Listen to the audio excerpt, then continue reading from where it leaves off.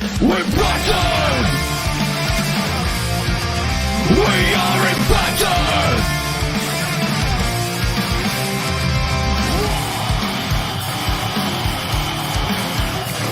We're Bison! We're ready to get up! We want to win! Light the fire of power that make us free! We never break down! We want to win! We are Impacted! The best team! Hello and welcome back to TNI-UK Impacted, coming to you live via the Total Nonstop Impact Network on YouTube and Twitch. I'm your host, Bison, and today I'm joined by the one and only Joker. And of course, the one simply known as Steve. Hi guys, how are we going? Very good, thank you. How are you? Yeah, not bad, mate. I just have to apologise there. I think it was my end. I had to do a quick reboot on the old Wi-Fi. I've got one of those extenders, so I just had to do a little quick reboot to make sure. Yeah. Basically, that's what I did. I just give it a Bison punch, and got it all back up running again. It was all good. But how are you guys anyway? Sorry, how are you, Steve? Yeah, we're not too bad, thanks. Yeah, we're lot been going on, but keeping one eye on this weekend, which is keeping us going. Exactly, we've got a hell of a weekend ahead of us. We'll talk about that in a bit. So, listen, guys, I just want to say a quick hello to who we've got in the chat.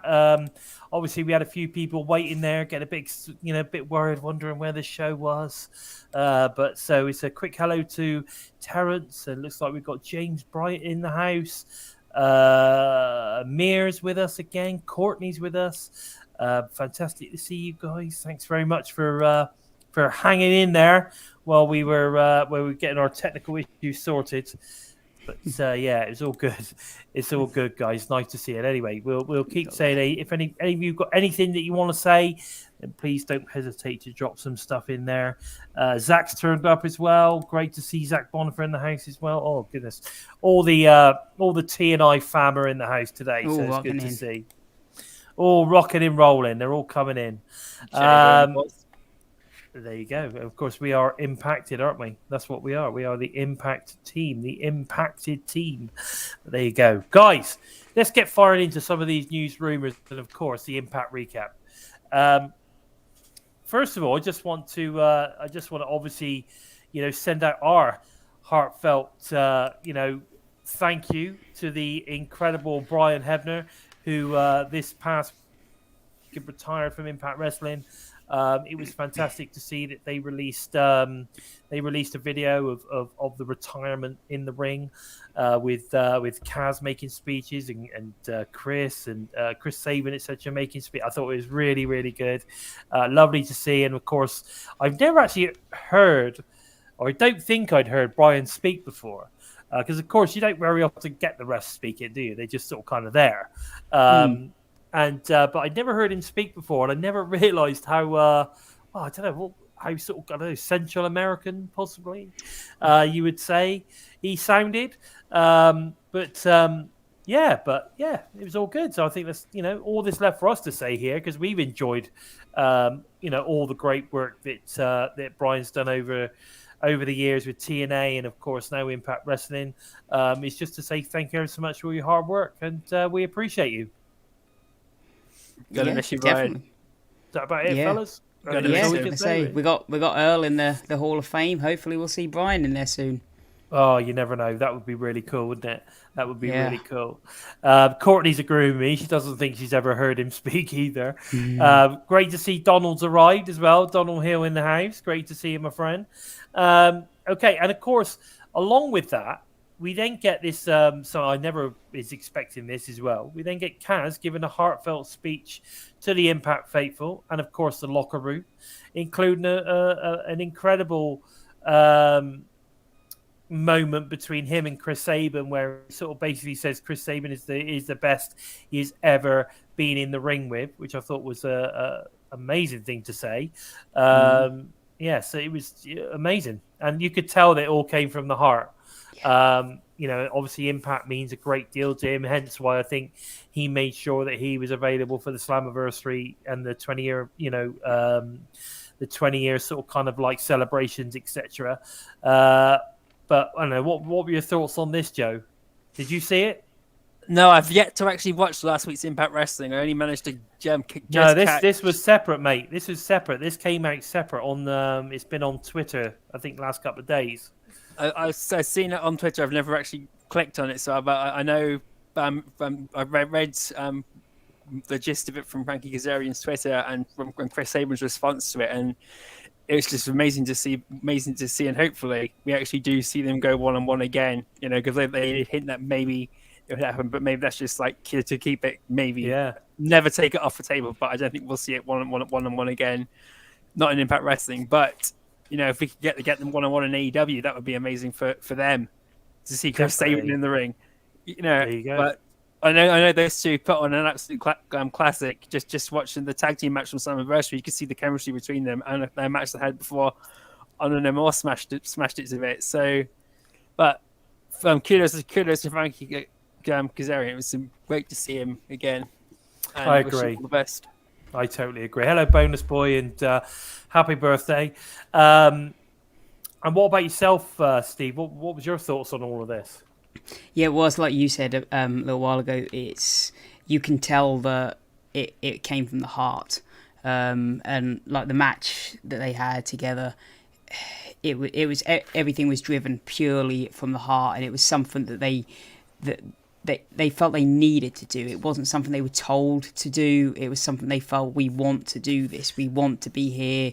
And everything that they said, it was like, it was passion. Yeah, I agree. Yeah. I agree.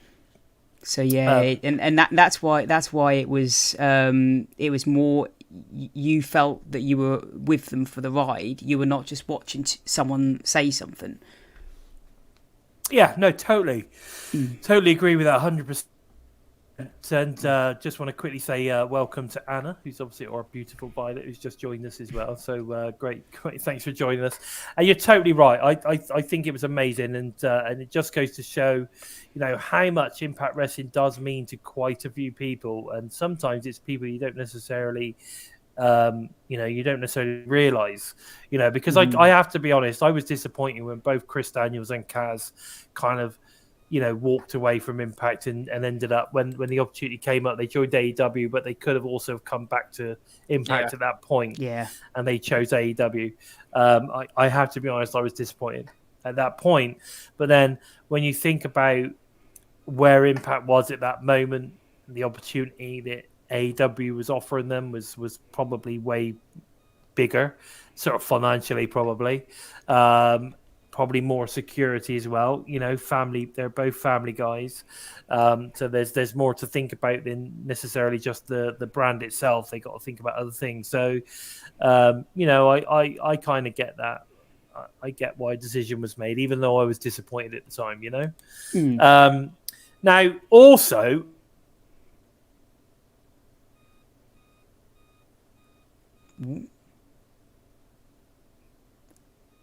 Are we still there, Jet? Are we still there, bud? He's frozen again. Yep. Where were we? You better continue. If you I'm trying to. Yeah, that's where we were. Yeah,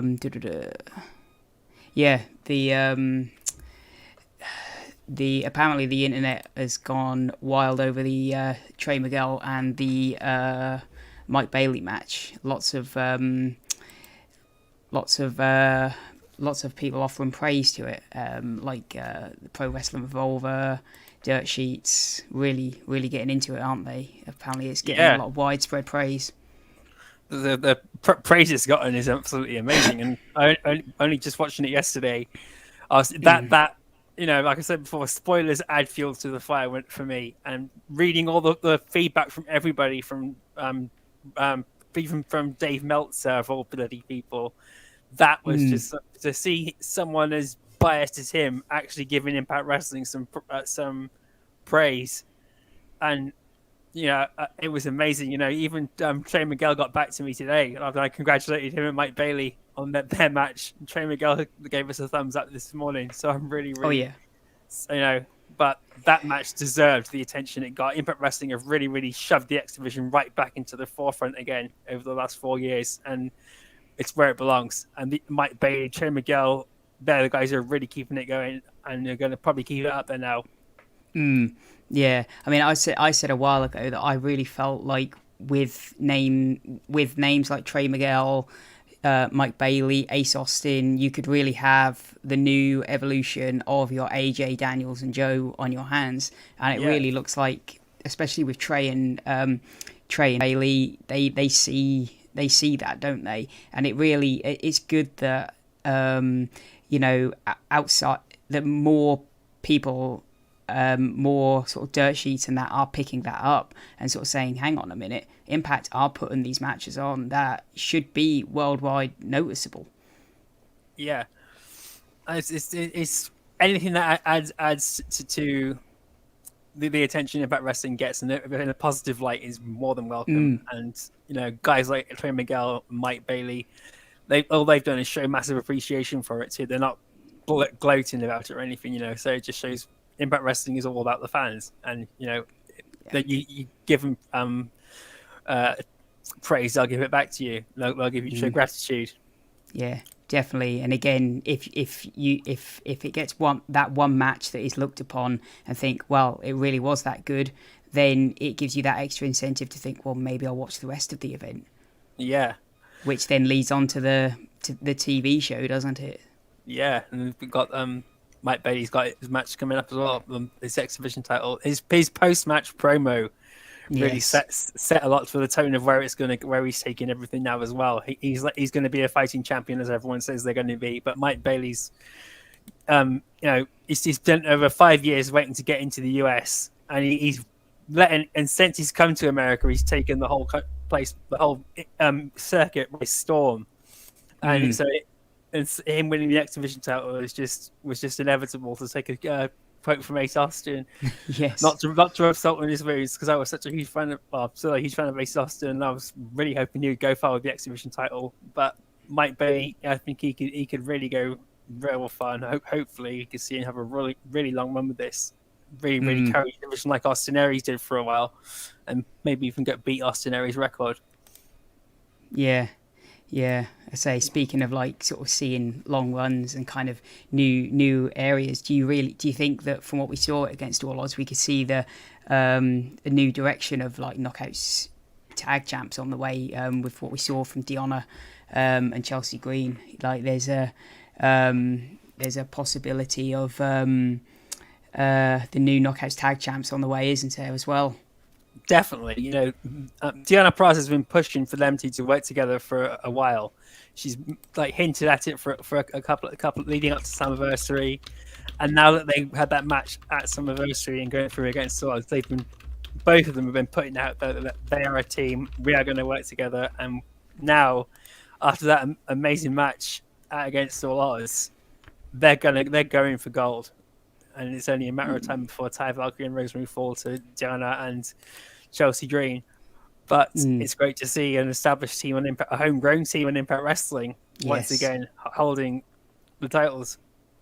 Yeah, it's an area where us as fans for a long time have been calling for Impact to build the Knockouts tag division, isn't it? And then Deonna and Chelsea have been wanting to tag together for a long time, and finally it's just putting one and one together, and it just seems to be making two, and then them getting this win together, and they were working well together as a team, weren't they?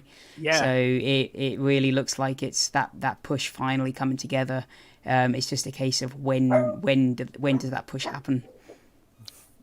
Yeah, it's great. Well, you've just summed it up. They were never. They come. They were. No, let's move on. My mind's gone blank.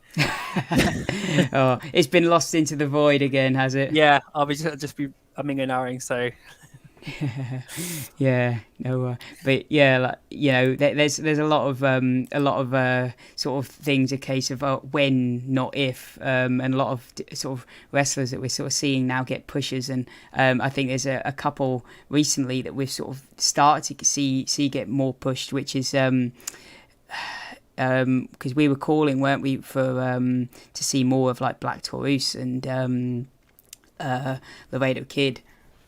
Yeah. And yeah, we're starting to see the luchadors a bit more now, which is kind of interesting, because does that mean that kind of there's going to be more coming in from AAA, or maybe we're going to see more sort of direction with those two? It kind of opens up a few more doors, doesn't it? Yeah, I hope this does lead to some sort of rivalry between the two of them on Impact Wrestling, because they were absolutely amazing. Their match on BTI a couple of weeks ago was fantastic, and then they took it up an even bigger level on against all odds, and now it's 1-1 to for each of them, so they need a rubber match at least. But I hope this also is like a hint that they're planning on going back to Mexico soon as well, because I know Canada must be in their sights surely, so Mexico will definitely be on the table as well, hopefully sometime next year.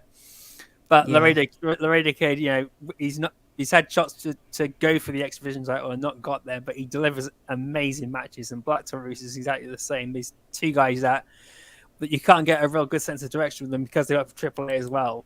But when you get them on the card, they don't disappoint, and you're just blown away. But you wish to see more of them, and we need to see more of them. Yeah. Gary just now putting up Vikingo versus Josh Alexander Part 2. Yeah. Yes, please. Take my money, please. I would love to see that again. That would be amazing. Yeah, and yes, James, they did absolutely tear the pre-show up, and bonkers. I'm very surprised we didn't see Su Yung turn up at Slammiversary. I really did. And they are surely setting up something with Havoc, you feel? Yeah, I do. I think we're going to see them before Bound for Glory, or at Bound for Glory. They're going to come back and something's going to happen, because James Mitchell just knows Havoc's in the Undead Realm. Yeah, he didn't say Undead Realm. He said she's in the realm somewhere. So yeah, and I think there's someone else that might be lost now, trying to be coming back from the realm. Yeah, we've got the Bison back. Yay! Yeah, just pick it up from your point there, Critical Sting. Yes, I know Bandito did hint he's interested in coming to Impact Wrestling. That is someone I'd love to see against Laredo Kid and Black Taurus. You know, those are guys I'd love to see come in. Even if we can get Vikingo to come up from AAA to Impact Wrestling for a show, that would be amazing. Yeah, that would definitely. Yeah. So whereabouts are we, lads? Whereabouts are we, so we can get back into this? We were just covering the Luchadors getting more time over Laredo Kid and sort of Black Taurus. Okie dokie. So let me just get back onto my stuff here. Yeah, brilliant. Yeah, no, you're right. I think it's making a massive difference that we've done that now. Did you cover Mike? Did you cover the Wrestling Revolver? Not yet. No, we did Deanna Praz and Chelsea Green. Oh, okay, all right. Well, it's been advertised that Mike Bailey will face Ice Cold Manders at the Wrestle Carnival Cage of Horrors pay-per-view on Fight this Saturday. So definitely that will be, I think that's definitely going to be one to watch. So if you're into Wrestling Revolver, you want to go and you're obviously a Mike Bailey fan and you're a Manders fan, you want to go and check that one out. That's going to be pretty cool, man. If I could, I'd be looking forward to that one, but unfortunately I'm not going to be staying up to watch that. We'll let you know why in a second. So yeah. Also, so we just talked about Luchas. Also, I've noticed that MLW have announced a TV deal in the UK, and I think, to be fair, if MLW can get a deal in the UK, I think it's about time Impact pulled the fingers out. What do you think, lads?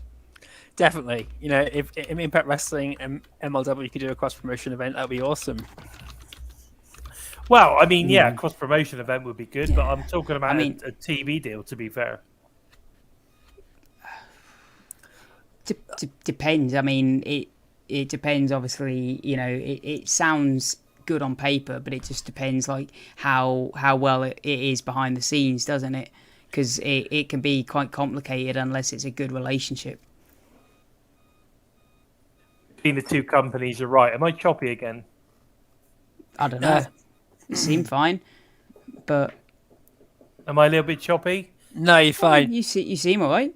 Okay, cool. Yeah. Right, so what I was saying was that MLW have obviously announced a TV deal in the UK.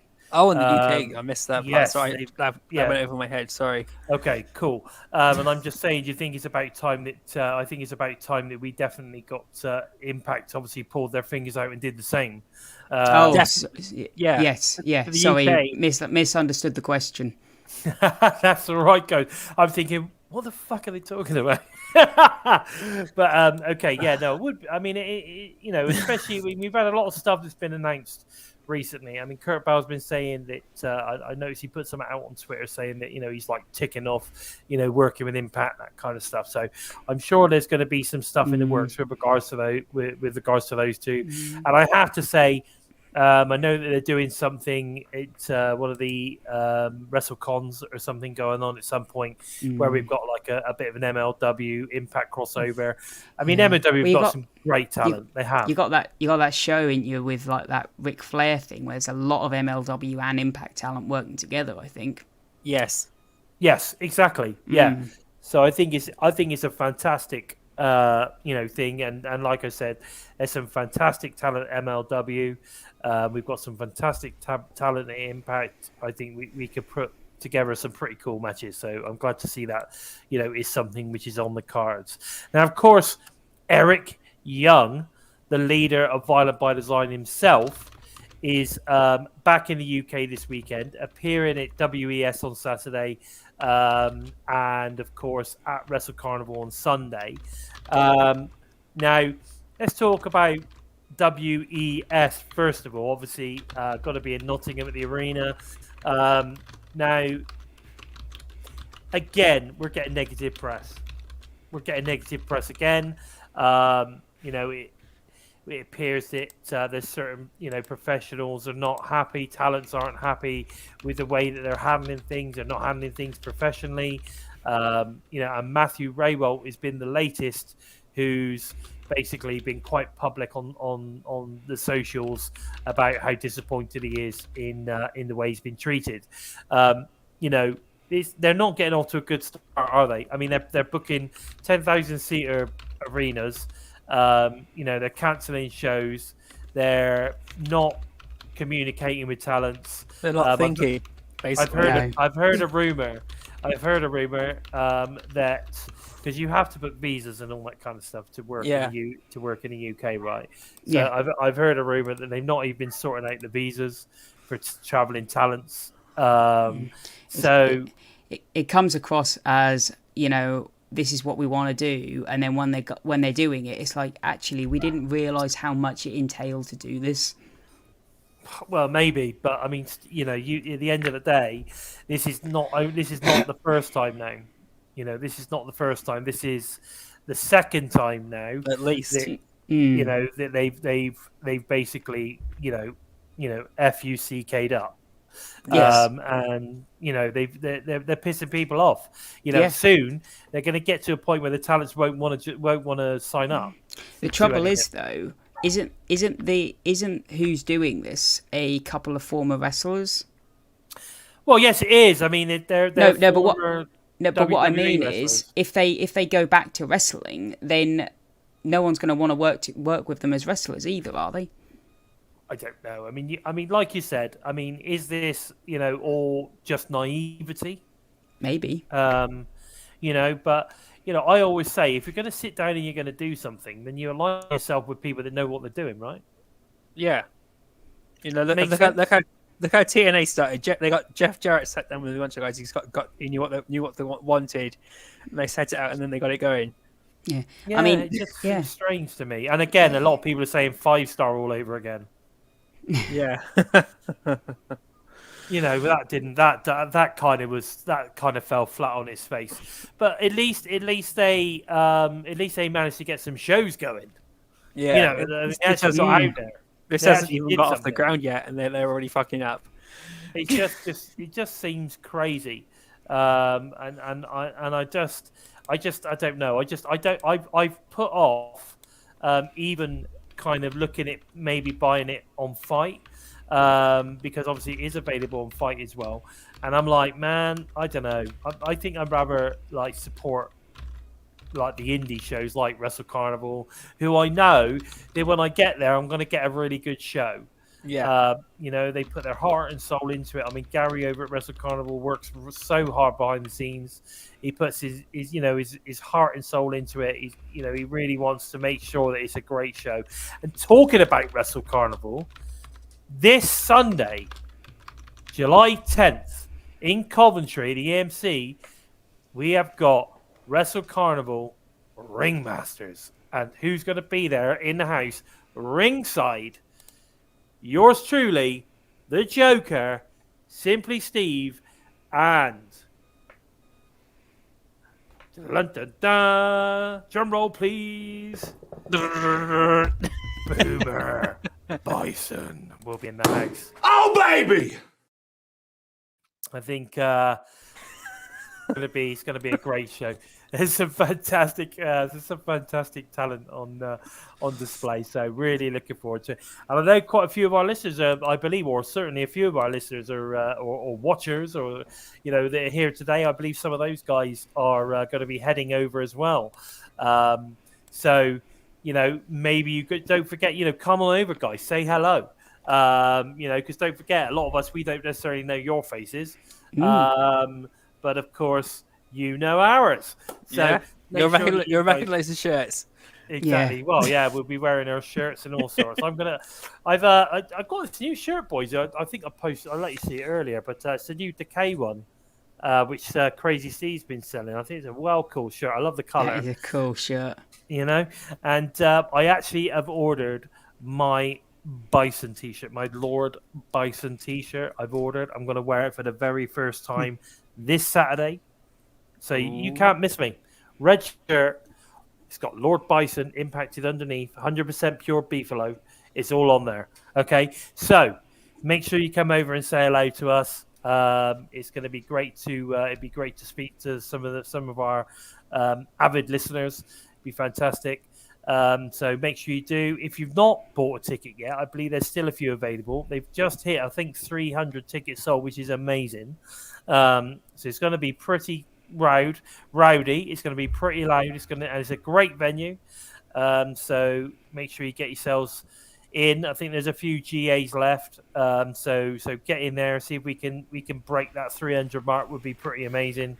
Yeah, Wrestle Carnival all the way. Some great matches on the card. Like I say, Scotty Too Hotty's there. Eric Young's there. Charles Crowley. I remember now. Charles Crowley, obviously. Lana Austin. Becca's there. Becca was our guest last week. She's there versus obviously up against Lana Austin. It's going to be a really, really great show. I also believe that they are going to crown the brand spanking new inaugural Wrestle Carnival Pure Champion. Yes. So we need to, you've got to be there for that because that's like historical, right? It's a first. Yeah. So we're going to be there the day that they crown a Pure Champion in Wrestle Carnival. How exciting is this? And in 20 years, we'll be going, were you there? I was there. I was there the day that the Pure Champion was crowned at Wrestle Carnival. Yeah, definitely. It's going to be great. So, guys, listen. If you haven't bought a ticket, get buying a ticket. It's in Coventry this Sunday. Wrestle Carnival Ringmasters. Eric Young, as I say, is on the card. So if you're big, if you're an Impact fan, there's Eric Young straight away. Lana Austin. There's some great talent from the UK on the card, including the Wrestle Carnival champion Charles Crowley. So get stuck into this one. It's going to be a great show. Now, all that said, let's get back to the Impact stuff. Now, we have seen a real game upping when it comes to the ticket promotion for shows since Slammiversary, which I think is great news. The only trouble is, and we were talking about this earlier, we're seeing a lot more promotion going around on the socials. However, it's still very much Twitter sphere based. We're still not seeing anything on Instagram. We're still not seeing a massive amount on Facebook, on YouTube, or anywhere like that. One thing that is good, though, that I'm really pleased to see, is that a lot of the so-called wrestling outlets are starting to promote the shows as well. Yeah. So I think that's really good to see. I think that's a real positive move from Impact, and of course to see the wrestling sheets as well starting to sort of kind of push it out, share stuff, show people that they watch the show. So everyone should watch the show. If you ask me, I don't know. What are your thoughts on this, guys? What have you seen? Apart from on Twitter, I've not seen anything. I agree with you though. It does need. They're going to start marketing it and promoting the show. They need to do it, especially on Facebook and YouTube. They're the two big platforms in social media. Instagram needs to be on Instagram. Yeah, wherever. The thing about Instagram is a lot Instagram is a lot of the talent there. They use it for their own personal use. It's not really there for them to promote the company, but they do promote the company. So things like Twitter and Facebook and YouTube are the big places you would push it through. If that doesn't make sense. Yeah. I agree with you. They need to be pushing it more on other avenues other than just Twitter. I mean, do you feel the same, Steve? Yeah, like you say, just need to do as much as possible and as a widespread as possible. Exactly. If you're going to a local venue or a local area, go there 2 months prior, 3 months prior, to advertise it as much in advance as you can. Yeah, I think that's the key, and I think that's interesting in the sense that we've had we've had the last sort of like 4 venues that have been announced now in advance. We've now got the Lone Star Stampede as well, which is going to be I think that's going to get sold out. I honestly think that the set of tapings in I forgot like a merger, the ones in Chicago, I think those are gonna be sold out as well. I mean, night 2 is already sold out. Certainly the floor seating anyway. Most of the floor seats have gone for night 2 in Chicago. I think I saw that the Stampede, one of the nights, is looking pretty popular as well. So I think it's just a case of they just need to keep going at it. Don't stop. Keep pushing. Ultimate pusher. That's what we need. Tyreek is doing a great job. And even as well, working with the venues that they go to, because I don't know if they have any agreements with the venues that they work with, because if they say, well, look, we're promoting our show, but you're the venue, you help promote it as well. Yeah, I agree, and I'm sure they probably do though.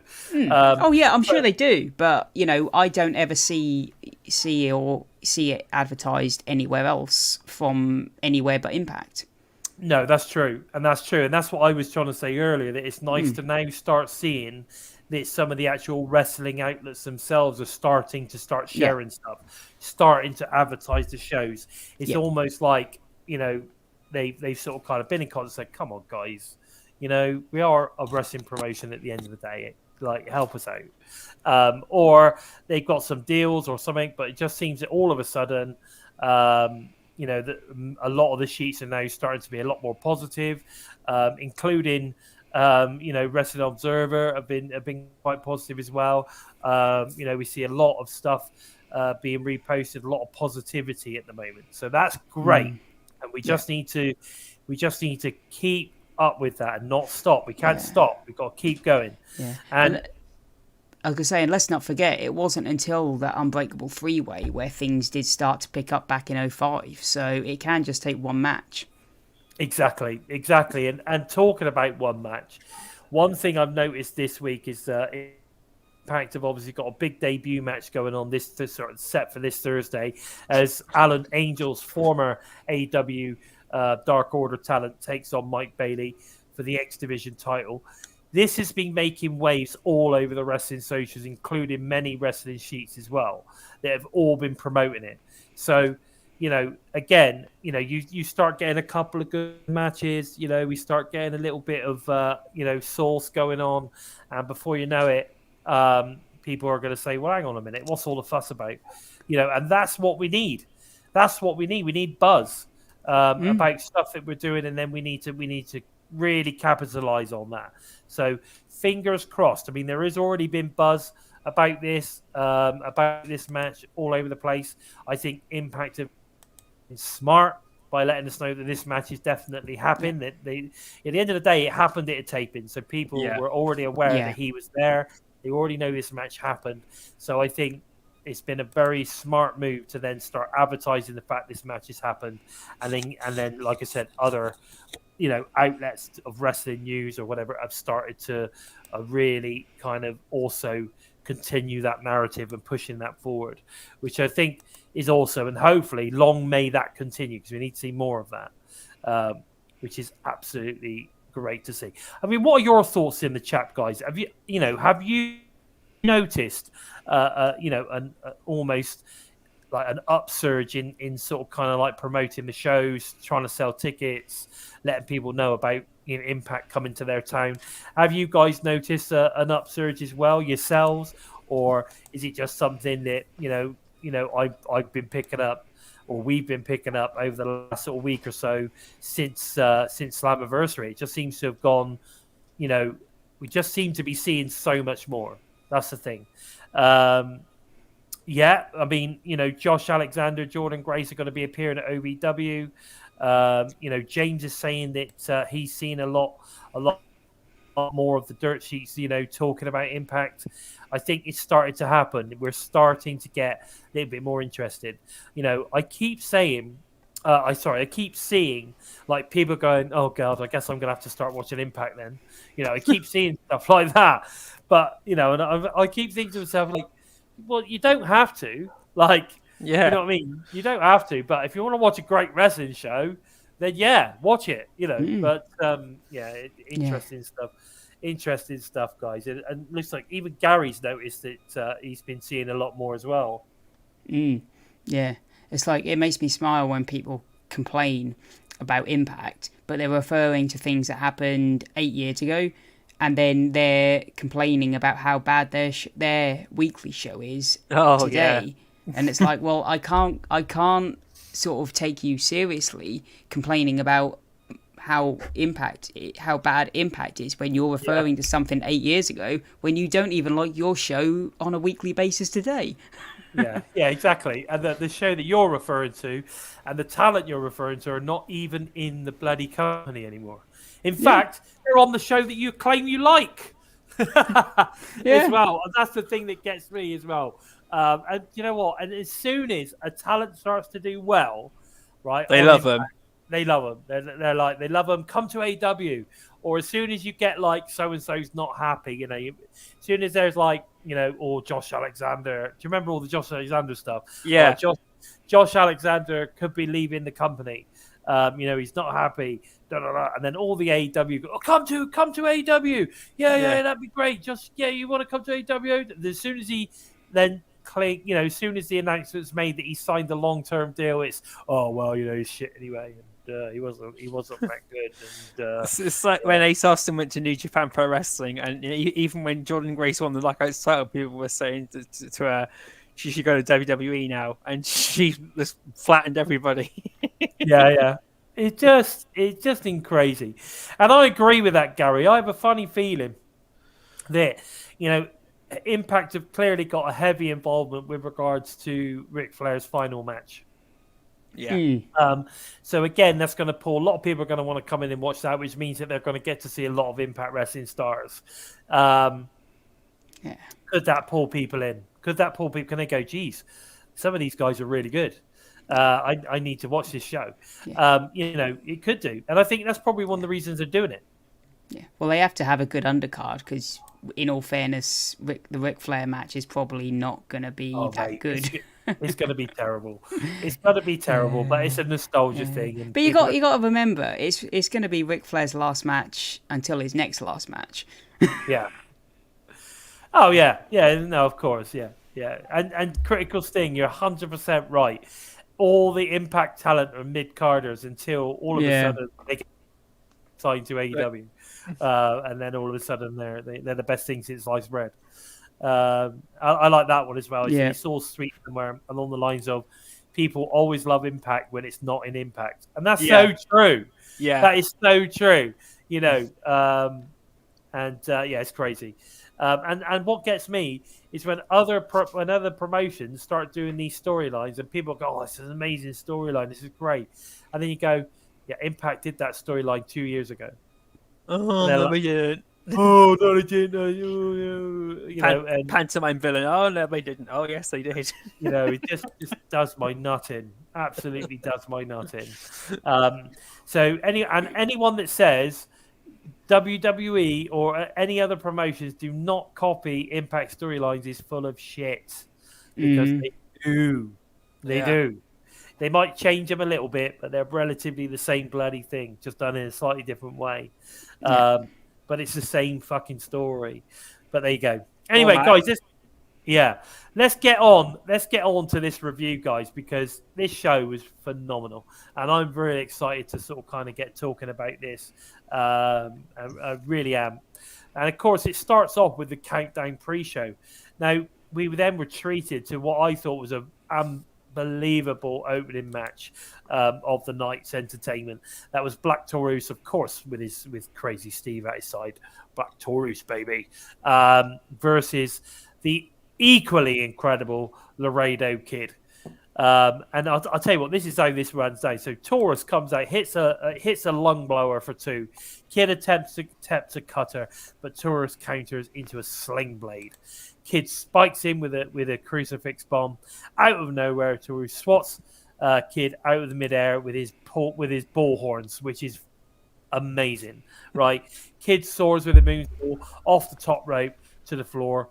Taurus gets his knees up on the next moonsault attempt, then hits a pop-up Samoan drop. Wow. How good was that? I love that move. How good. Yeah, but like, how well does he pull that off? Yeah. Oh, yeah. Like, it's so well executed. So well executed. He gets the 2 count on that one. Taurus then connects with a power bull. I like the way they changes them to stuff like that. The power bull to then score the 1-2-3, score the victory. Black Taurus defeated Laredo Kid. 2 things here. Incredible match. 2 guys that know each other very well. Really, really good match. I mean, Laredo Kid was great. It could have gone either way. I had no idea who was going to win this, I have to say.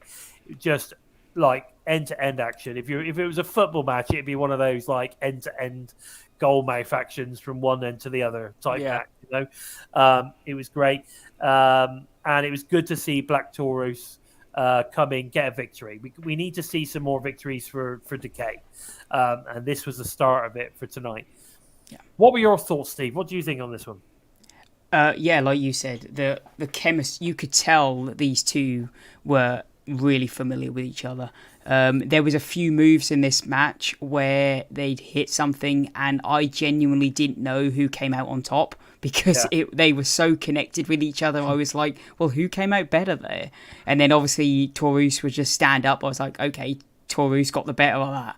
But it was, this was the perfect way to kick off the show to a degree. And if you were looking for a perfect buy-in match, this was it. It really was. And yeah, Decay really needed this win. And it's a shame, like I say, Laredo Kid had to lose because he kind of needs something as well. But again, it's a great match to open up with, and you knew that watching this, you were in for something for the rest of the night. It was the perfect match to say, go on, top this. Definitely. Yeah. Did you watch the campaign, Joe? I did, yes. So did you enjoy this one? I loved this match. This match was absolutely amazing. Steve, you both said pretty much what I need to say as far as the in-ring action goes, but this is now, I said it earlier, this is now 1-1 between the Radio Kid and Black Taurus. So hopefully we'll get a rubber match, and I hope this actually does lead to some sort of rivalry between the 2 of them to keep like Decay in the mix, to keep the Radio Kid relevant now that we got Mike Bailey going off also with the X Division title. It'd be good to keep both of them. But the offense they got in, and that especially that headbutt Black Taurus did off when Mike Bailey was trying to springboard off the ropes, the flying horns into the chest. that was absolutely amazing. I did not see that coming at all, and they are just amazing wrestlers, and often and overlooked because they've not got that gold around their waist, but they are so amazing. I totally agree with that. I think they're fantastic talents. You know, both of them, really, really need, to keep pushing it through. I totally agree in the sense that, Laredo, the rubber match thing. I think maybe there's a possibility we could see Black Taurus versus Laredo Kid, or maybe Laredo Kid can tag with somebody now, which then which leads to maybe a Crazy Steve Black Taurus tag match would be pretty cool. And I happen to agree with Larry there. We know why. We know why that they're not in a position to necessarily push Black Taurus at the moment, because we had Crazy Steve on a little while ago, and we talked about that then, because we all feel that the power of them as a tag team is pretty awesome, right? But they can't really push Black Taurus because they can't necessarily always guarantee him to be on the show, because at the end of the day, he is a AAA talent. And sometimes he could be there and sometimes he can't. And if you start pushing someone as a champion, or you start pushing them as a character in a storyline, and then all of a sudden they're not able to come to a set of tapings, which might take in, say, a month's worth of TV, then you're screwed, aren't you? Yeah. So, unless there comes a point where they, look at the possibility of signing him full time to, so that they've got him when they need him, then I think that's a difficult thing to happen.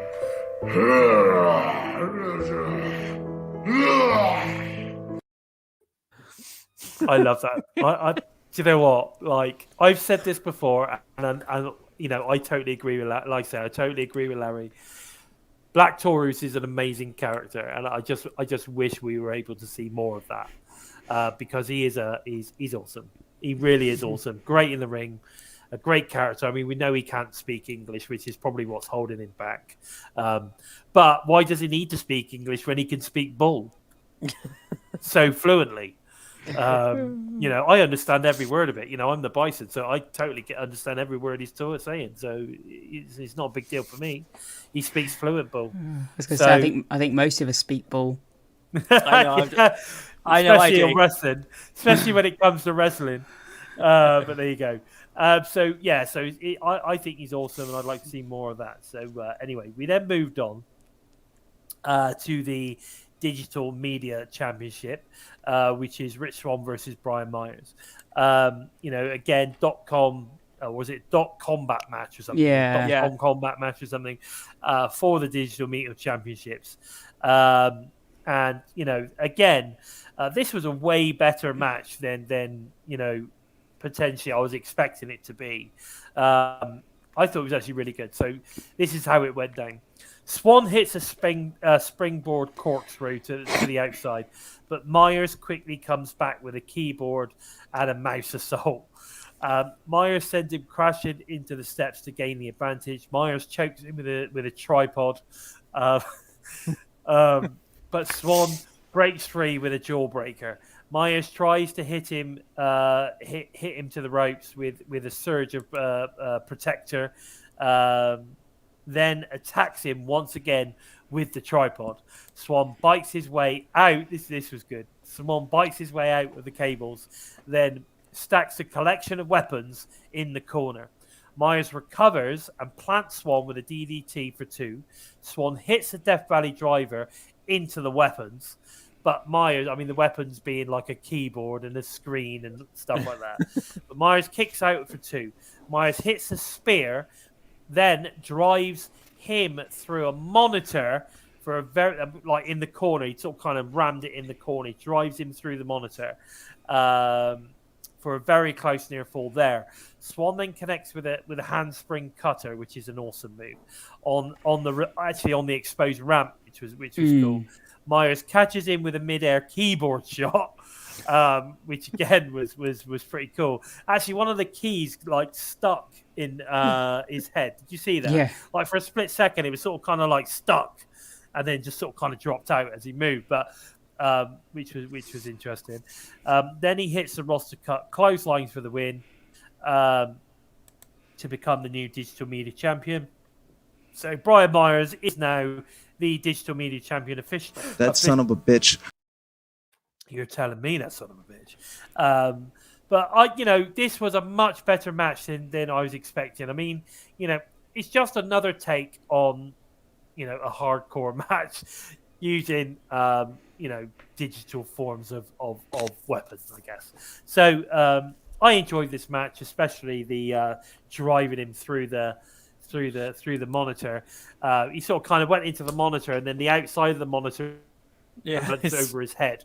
So he was sort of kind of like drive. I thought it was a great match. I really enjoyed it. Is it the sort of match I want to see every week? No. But for one of those sort of like every now and again matches, for the novelty purpose, I enjoyed it. It was good. What about you, Joe? What are your thoughts on this one? I enjoyed this too. This was the second .combat match we made. So now with digital media title, technically has a signature match now. Of course, yeah. And I enjoyed the trash talking Brian Myers did throughout the match as well, especially really ripping into Rich Swann for not having any Instagram accounts and all his social media accounts and everything. That added more to the match too. And Rich Swann's offense and endurance was really put to the test here as well. You could say we all know he can take a massive beating, but this was just great to see. A nice, decent match to ease everyone into against all odds. It was. I was a bit disappointed Rich Swann lost. I must admit, I was hoping you'd hold the title for a bit longer. Yeah, so was I. But now it gives Rich Swann a new direction to go, possibly even towards the X Division title, because I'd love to see him versus Mike Bailey. And Brian Myers, of course, in being the social media giant now that Matt Cardona is currently still injured. So it makes sense to give Brian Myers a title. And I think his ego's that big. It would be a shame not to feed his ego even more. I agree. What about you, Steve? Did you enjoy it? Yeah, well, like I say, I really enjoyed their match at Slammiversary. So I knew that I was going to enjoy this just because both men have characters that just jump off the wall. So you knew the match was gonna be good, and especially going into that hardcore environment. Myers especially, you knew that he was gonna thrive in this, and Swann can hang as well. So I knew what they were gonna bring, but. I like Joe said, I was really surprised at the outcome of the match. I really was. I know we've all said that Swann doesn't have the kind of social media side to him, but to have him only be champion for kind of like less than a month, I think it was. You think, why did he maybe have the title? Why didn't Myers have it to begin with? It was really a weird decision. I thought about this, and I'm starting to think that Cardona was probably injured, at that point that Rich Swann took the title, and I think it was a case of like, well, what do we do? Do we get him to lose the title? Or do we get him to vacate the title because he's injured? What do we do? And then Rich Swann just so happened to be in the right place at the right time to then sort of kind of almost carry it to the next champion, if that makes sense. I think the reason they've given it to Brian is because there's two ways you can go with it. One way is that you can then get Matt come back and then create a feud between them two, because like Brian's like, no, you're not fucking having your championship back or whatever. You know what I mean? This is mine now, up yours. So we get a match because Matt wants his title back, right? Or it's, the fact that it doesn't matter which one of the major players has the title. It's the fact that the major players as a group hold that title. Yeah. Make sense? Oh, yeah, definitely. Yeah. Like I say, it's just a shame, like, that Rich, like, 'cause I think, including the X Division, you've had a lot of short-term champions for a while. Yeah, possibly. I mean, I'm hoping that now we're going to get a real nice long run with Mike Bailey as the X-Champ. Yes, yeah. I think they can see that there's money in that. So that'll happen. Like I say, Josh is going to be champion at least to Bound for Glory, if not past that. He's doing a grand job, so I don't see any issues with that. I think the next title change will actually probably come with regards to the tag titles. I think that's the next one, possibly. I think if the brothers go, I can see them dropping that title at Are they at Emergence? They might not be at Emergence, actually. So it could be before then. It'll be one of the tag titles, I think. Yeah, certainly. But I think what they're going to want to do is they're going to want to build Chelsea and Deanna a little bit further before they put them in that title picture. Yeah, because I think as we alluded to earlier, I think Chelsea and Deanna who they're setting up to take those titles. Yeah, and Larry, I do think that he was trying to make this digital title serious. It's just one of those where, like, sort of Impact decided again to go in a different, and we don't know where Impact are going to go. Swan might now start chasing it again. You just don't know, do you? No, it could happen. That could happen. It could be that they've now created a feud, and then we'll get multiple things going on with regards to it. And maybe this is the way you put the title in a feud with two like pretty decent guys. I mean, let's face it. Rich Swann is a former world champion. He's a former X Division champ. Did he win the tag titles in the end? I can't remember. No, he didn't. But, He was very close. No. So he's a former big champion guy. The guy was lost to Kenny Omega. He was in the main event against Kenny Omega. And then of course Brian Myers, former WWE. He's part of the major players. He's a big guy. He's the most professional wrestler there is. What more can you do to potentially kind of push a belt which needs to create some form of credibility? Maybe these are the two guys to do it. Yeah. Well, I say, yeah. We'll just have to wait and see. Exactly that. And Violet, I know you saw the speedball. You were posting it all over the social medias, making everyone jealous. But well done. I'm hoping to get to see him live, obviously at Emergence. Hopefully, I'll get to see an X Division match with him and someone badass. We'll have to wait and see. But I will definitely be trying to get his autograph. Let's put it that way, or at least getting a selfie with him. That would be pretty cool. But yeah, him and old Vader, that'd be great. Him and Vader Scott, that'd be great. That's what I think. Was Vader Scott in that picture as well, Violet? Let us know. It's great that you managed to get to see him. He comes across as a real genuinely nice bloke. So I hope he is. But yeah, thank you very much for that, Gary. We are definitely rocking our podcast today. We're doing a good job, I think. There you go. She met Vader too, which is great, and I love it. It's the same with me. I'd love to meet Lady Frost in person and Victor because I get on really well with those guys, and on the socials and stuff, and we've interviewed them, we've met them on the stuff, and they're really nice people. So I'd love to meet those guys at some point as well in the future. But listen, we then moved on to Against All Odds itself. The show now starts, and what do we get to open the show? But nothing. Let's face it. This is not going to be a poor match at all, is it? We get the Bullet Club, Ace Austin and Chris Bay versus the Motor City Machine Guns, Chris Sabin and Alex Shelley. Well, what can I say about this one other than let's just give it a rundown? This is how it went down. Shelley hits a foot stomp off the second rope in the early going.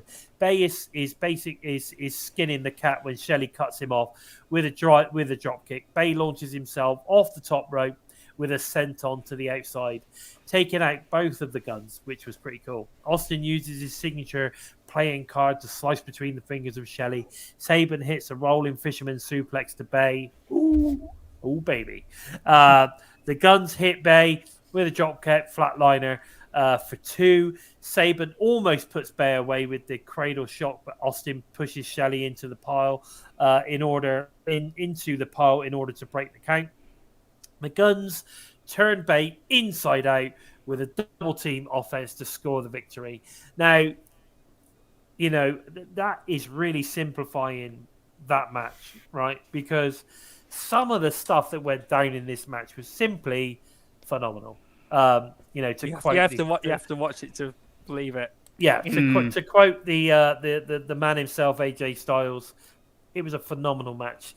And already we've already seen 2 great matches, and then this one comes on, and you're just like, Jesus Christ, how's the next match going to top this? Great match. Loved every minute of this match, and I was a little, it's great to see the Guns win. I'm a big Guns fan, so I'm happy with that. But I don't know. I kind of felt that Ace and Bay should have taken this one. What are your thoughts? What are your thoughts, guys? What are your thoughts?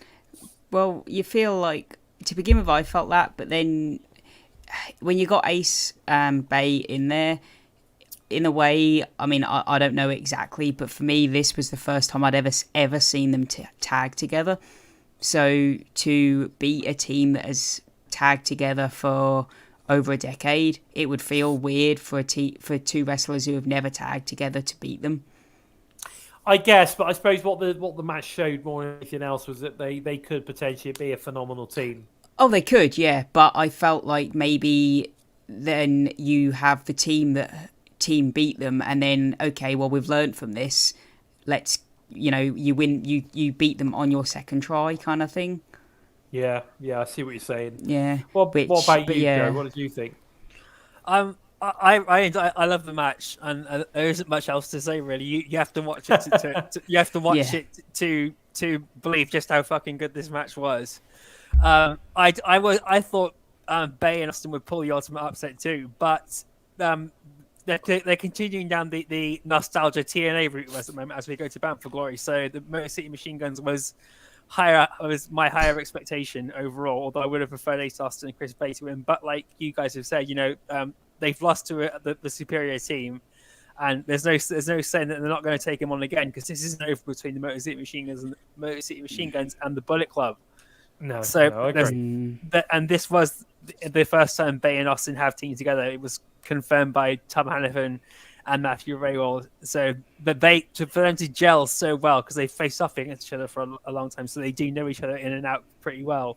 Yeah, totally. We can see that this is a much more well polished team than we would have got with Ace Austin and Madman Fulton. So I think this could really go somewhere. Totally. I was going to say, it's very unlikely.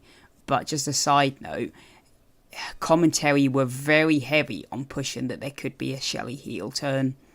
Yeah, they were. And because of that, and do you wonder it's misleading that we could get something like from Saban instead?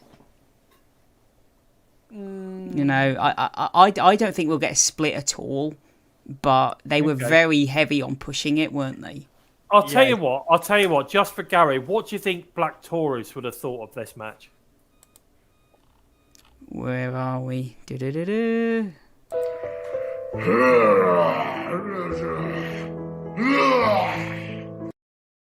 Mate, well said. I totally agree. I totally agree. We then get Gia Miller interviewing Impact World Tag Team Champions, the Good Brothers, Heath, and the return in America's Most Wanted before they face off against Honor No More tonight. Not much to say about the promo. It was fairly solid. But we then move in to the Deanna Purrazzo, Chelsea Green versus Mia Yim and Mickie James match. Now, for me, right, and I'm going to get loads of haters, I'm sure. For me, this was a bit botchy. I wasn't convinced in the Mia Yim and Mickie James team, even though I love the entrance. I think there was a couple of moments where there was a bit of miscommunication, not only between Mia and Mickie, but also I think between Mickie, Mia, and Chelsea and Deanna Purrazzo, because obviously we all know that they, to create the best match, they work together. So there was obviously slight miscommunication going on between all 4 at times, and I don't think this match quite gelled. But I'll give a quick rundown. A brawl breaks out before the opening bell as Yim and James deliver double sliding drop kicks to the outside. Purrazzo distracts the referee, allowing Green to illegally attack Yim with the apron. Yim creates operation and makes the tag to James. The pace quickens as James goes on the attack. James attempts the Mick DT on Perazzo, but Green breaks it up. Green plants James with a foot stomp for 2. Perazzo and Green cut off the ring, and wear Mickey James down. That was a good moment. I really like that. Really, that was good stuff going on there.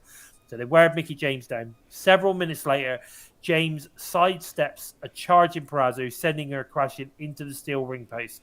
James make a tag to Yim, who hits Green with a bridge German suplex. Perazzo shoves Yim off the top rope. Perazzo and Green hit James with a double backstabber to score the victory.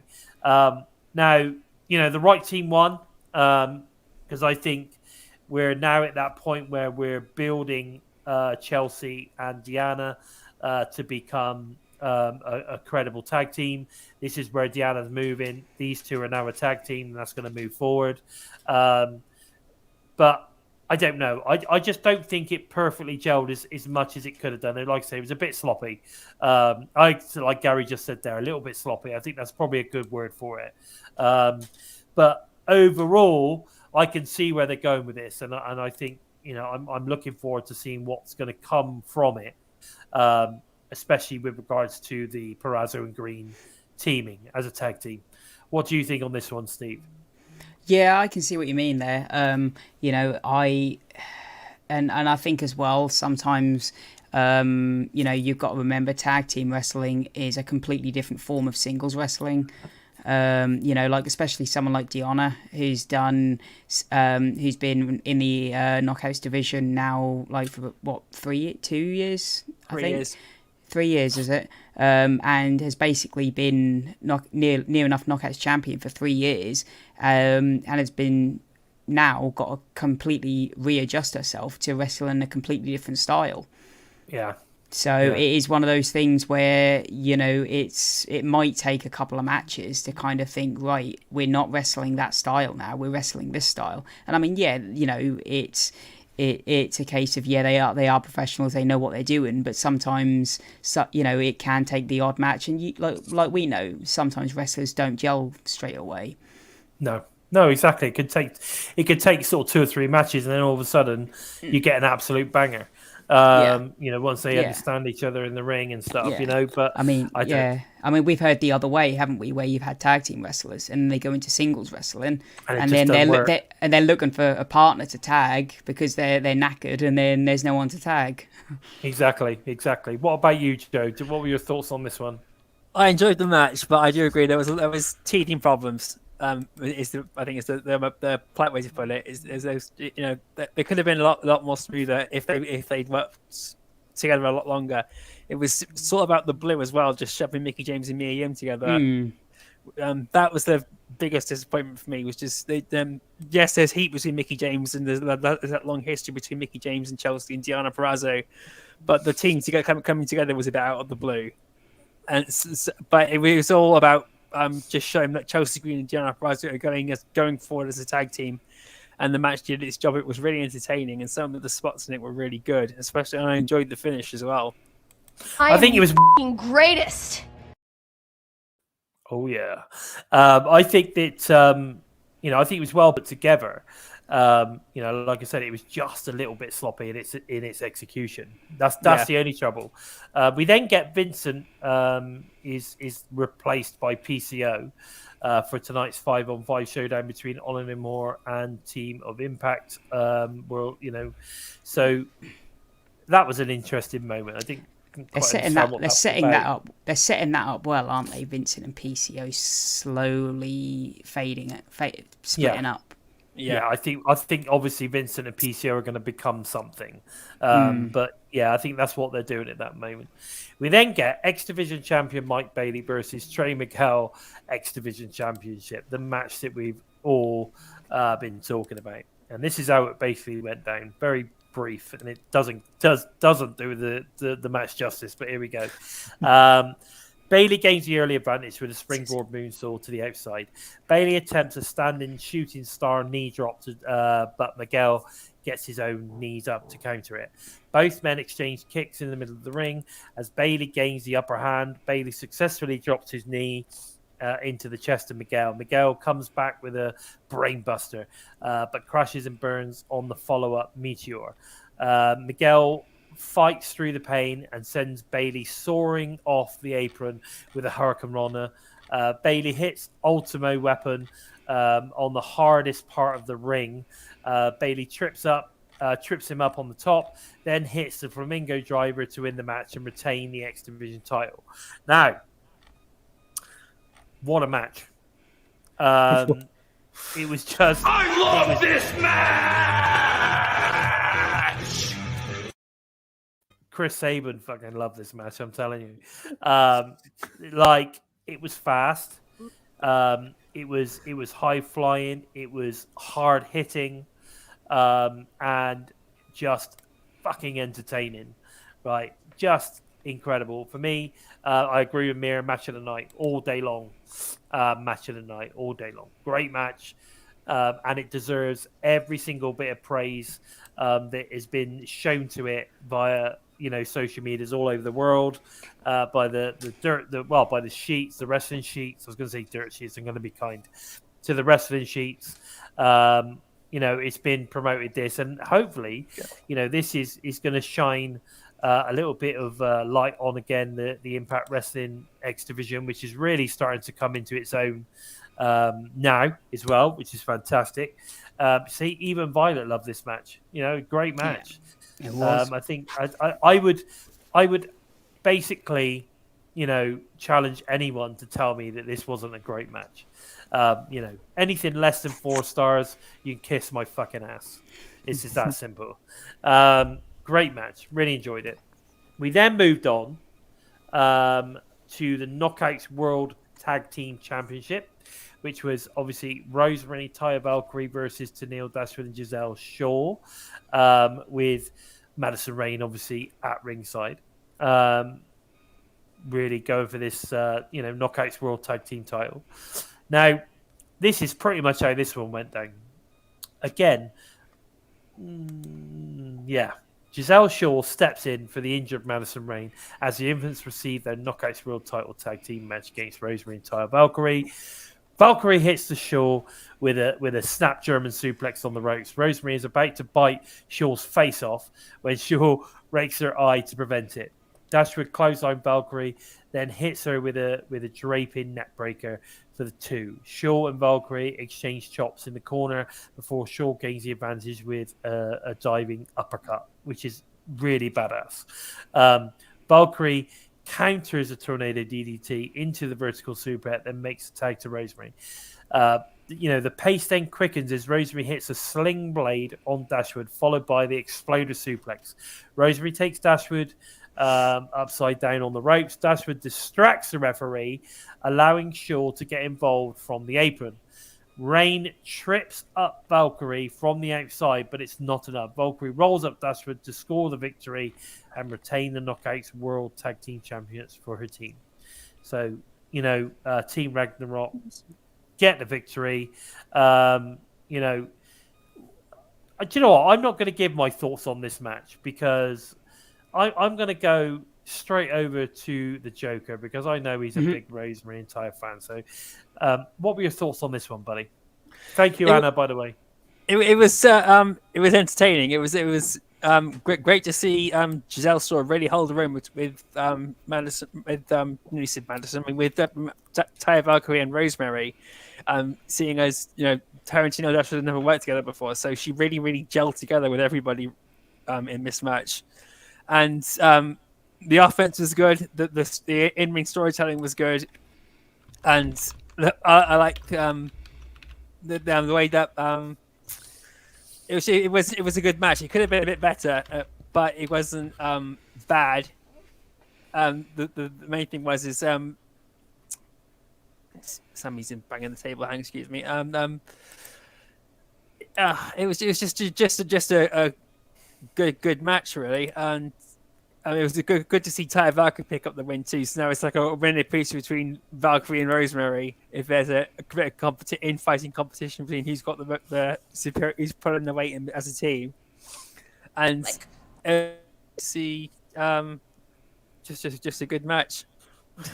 You enjoyed it. I enjoyed it. I got there in the end. I kind of agree with Larry on this one. It was basically this was a women's tag match. It wasn't bad, but it wasn't particularly good. It was just an average, enjoyable but forgettable match. I kind of agree with that. Yeah. I do, and I'm a massive fan of Taya. I'm a massive fan of Rosemary. And the only one I'm not a fan of in that match was obviously the But she's marked for death now, so you won't be seeing her for long. No, For reals. exactly that. But there you go. That's my thoughts. You on feel it. like Have you this got one any was. thoughts, I was just gonna say, you feel like this one was there more to drive the story of what was going on rather than the wrestling, which I was surprised it was so high up on the card, if I'm honest. But I thought the match was decent, but it felt like the match was there more to tell the story of what was going on the influencer side. And again, it told the story well by having Tenille get pinned rather than Giselle get pinned. Because if Giselle would have got pinned, then that's Giselle out of the influence and nothing has been achieved. Whereas if Tenille gets pinned, then Giselle is still in. Yeah. Yes. And now we get a 3-girl faction, very similar to Beautiful People, very similar to the Dollhouse kind of scenario. We've got that building again. So, but the interesting thing for me about this whole section of the show is what happened after the match, which is obviously, Dashwood, Rain, and Shaw obviously delivered a 3-on-2 assault on Rosemary and Taya, and then on their way back up the ramp, Masha Slamovich comes out in very menacing manner and delivers an envelope to Tenille, signifying she's her next target. Again, whether you like that or not, I do, because I would love to see Masha smash the shit out of her, to be honest. I've just got to the point where I don't really care no more, sadly. About what, Tenille or Masha? Masha. It's just got to the point now where every match is just a 1-minute squash match. I was hoping when she went up against Havoc that was the point where we saw like a 5-minute match, and it wasn't. You feel like something has got, and I don't have any hope that this match is going to be any different. I guess I suppose they're waiting for her to get to someone of real significance, so maybe it'll be this one that is the one. I think the Havoc thing was a way of taking her off TV. I think they needed to get rid of her for a while. Yeah, but it's going to get to a point where she's gone through everyone on the roster, and every match has been a minute. It's like, and she's been around since Bound for Glory, and we're still doing 30-second matches. Yeah. I guess. Well, maybe Tenille will be the one that give her a bit more of a match. She is a former tag team champion after all, so she's got to have something about her. But I get it. I understand what like Gary, like Mir's saying. It's almost Mashaberg, saying you're next. The Cross thing reminds me of Killer Cross. Actually, do you remember when he was sort of? Oh yeah, like definitely. Beating people up backstage and then just dropping the card with a cross on it, it reminds me a little bit of that, but I'm down with it, and I want to see Tenille get smashed in 30 seconds, so I'm cool with that. We then got obviously the X Division champion Mike Bailey, says that he's gonna, he'll fight anyone, anywhere, wants to be a fighting champion, take the title around the world, and he's going to be a fighting champ. He delivers an open challenge to anyone who wants to fight him this Thursday, which of course, as we know, opens up the the match that we're going to get this Thursday. We all know about now. Oh my goodness! Thank you so much, Courtney.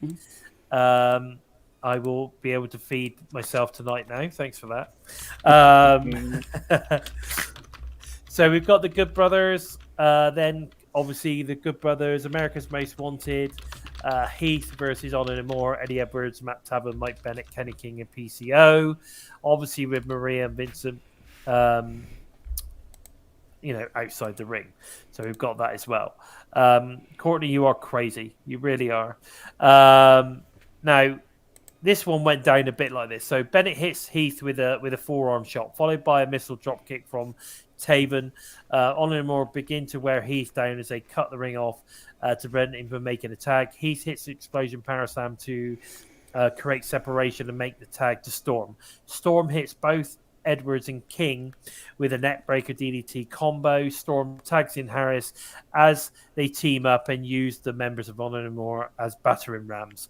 While the referee is distracted, PCO attacks Storm on the floor and completely turn the tide. PCO is heading to the top when Taven tags in himself.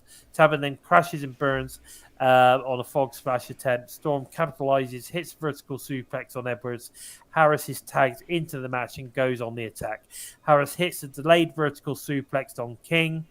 Both teams exchange spine busters, but after spine buster in the middle of the ring, Taven connects with a springboard kick on Storm to break up the death sentence. Anderson hits the gun stung on Edwards. Taven calls for the PCO saw, but instead he drives off the top rope onto the floor. America's Most Wanted hit the death sentence to King to get the win, the 1, 2, 3. And of course, obviously the team of the Good Brothers, AMW and Heath get the victory over Honor No More. This is, I think, it's just one of those feel good matches. Yeah, I agree, Sammy. I agree. It's just one of those feel good matches, I think, for America's. Oh.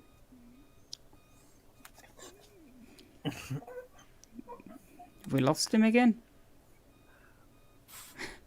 Well, what was your thought on the match? Yeah, no, I thought the match was a hell of a lot of fun. Like Bison was saying, that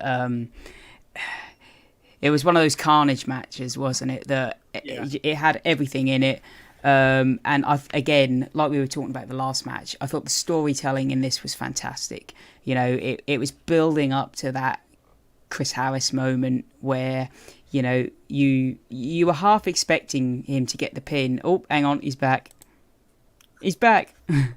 I'm very pissed off. The new name. So I don't know what the fuck happened then, but anyway. Where were we? Sammy got into your system. It was Sammy squeezing at me. I think that's what it was. Anyway, I'm back. So it was great to see America's Most Wanted teaming up again, and this was a nostalgia match. I don't think it really matters in terms of who won the match. It doesn't hurt Honor No More because we all know it's a nostalgia match. I thought it was great. I thought I think I'm not too sure. I wasn't 100% convinced with Chris Harris' performance. I thought he was a bit sluggish, a bit sloppy. But at the end of the day, he's not been in the ring for some time, so we'll let him off. And at the end of the day, he is Chris Harris, so it's all good. But fun match. And I think, like I said, this was all about honor. This is all about America's Most Wanted and that nostalgia moment, rather than much than anything else, really. What was your thoughts on this one, Steve? Yeah, like we were just saying, I think it is a case of if you're going to protect Chris Harris, then this is how you're going to do it. And it was building up to that moment with America's Most Wanted at the end.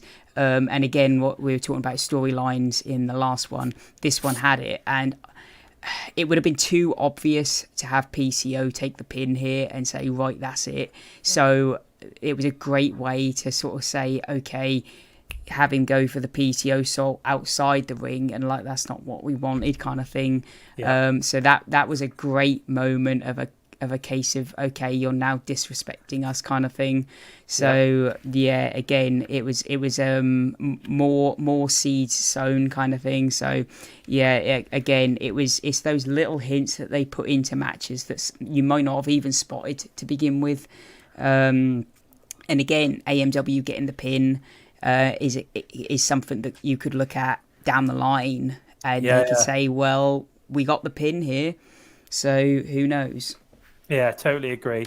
Nice to see the Rev in the chat, and take care, Larry. I hope you get the top job.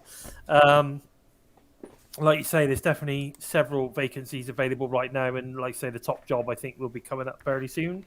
So yeah, get applying. Yeah. Good luck. Can't do any worse. You know what I mean? Can't do any worse. Raj Singh then confronts the former digital media champion Rich Swan and says his loss to Brian Myers earlier tonight was embarrassing. Shira goes face to face with Swan, but he doesn't back down from the big man. Okay, so it looks like we're taking Swan away from that scenario. So we got some sort of stuff going on there. Hopefully, at a later date, that will soon find out what's going on. We'll probably find out what's going on there tomorrow night on Impact, I'm sure. Is it Odark? Because he's also owes my money? Oh, I love that soundbite. Moose versus Sami Callihan in the Ravens Clockwork Orange House of Fun match. Okay, so Raven joins Tom Hannafan and Matthew Raybolt on the commentary team. You could see how much that meant to Matthew, especially. I think he was very how'd you put it? Sort of kind of He's like starstruck. He was. starstruck. You can see he was blown away. Yeah. I think he Raven was hilarious in commentary. He was very funny. So it was good to have Raven there. It really was. Yeah, The his guy commentary is is like great. the guy is gold. He's just gold. Anyway, so Moose jumps Callahan from behind and spears him before the opening bell. 30 seconds into the match, Moose is assaulting Callahan with a steel chair. Moose sets up a table on the outside, but Callahan sends him crashing through it with a body drop. Callahan hits the Death Valley driver onto the steel fence. Moose finds a bottle inside of a garbage can and smashes it over the head of Callahan. Yes, yeah, that was good. Moose hits a sit-down powerbomb through a wooden chair. Moose shoots a staple into Callahan's foot, which is also quite funny. Now it's Callahan who powerbombs him through the two steel chairs. And calm down. Through the steel chairs, Callahan goes low with the stable gun. Callahan hits a cactus. I love that bit where he goes low with the staple gun. I don't. Well, he just basically staple gunned his bollocks. That's what he did. There were so many hilarious moments in this. Yeah. Callahan hits the Cactus Driver 97 into a pile of building blocks, but Moose kicks out at 2. Steve Macklin, disguised as a cameraman, hits the low blow of Callahan from behind, then attacks him with a barbed wire baseball bat. Moose capitalizes with the spear to win. Moose defeats Sami Callihan. So obviously with an assist there. Now, the thing is with this is clearly this is very much story driven. They want to keep Moose looking strong. Sami gets a win, to get his revenge. Moose now gets a win with an assist from Steve Macklin. Steve Macklin, at the end of the day, we know Steve's going to be getting a push, and who better to push him than Sami Callihan? Is awesome. Now, this match was fantastic. I loved it from top to bottom. Raven on commentary was just incredible. I love the way he was describing the set and the changes that Sami had made and all this kind of stuff. I thought it was really cool. I think it was a really good match. Yeah. Now, this is my only criticism because I'm a huge Sami Callihan fan and I will support this guy to the death because I think he is awesome. He's great for the industry. But Sami, for fuck's sake, can you build some bombs? You're getting flabbier and flabbier. You've got no muscle tone. Come on. It's difficult to take you seriously against someone so stacked as Moose. Right? Just get the dumbbells out and do some curls. Just do that. Honestly. It's the one thing that bugbears me because I'm such a huge fan of Sami. I love everything he does. I just want to see him build some bombs. Because to me, it would just make all the difference in the world for me to see him a bit more stacked. if that makes sense. That's just my. That's my thoughts on it. It doesn't stop me from enjoying his matches. I just wish he'd get the dumbbells out. That's all I'm saying.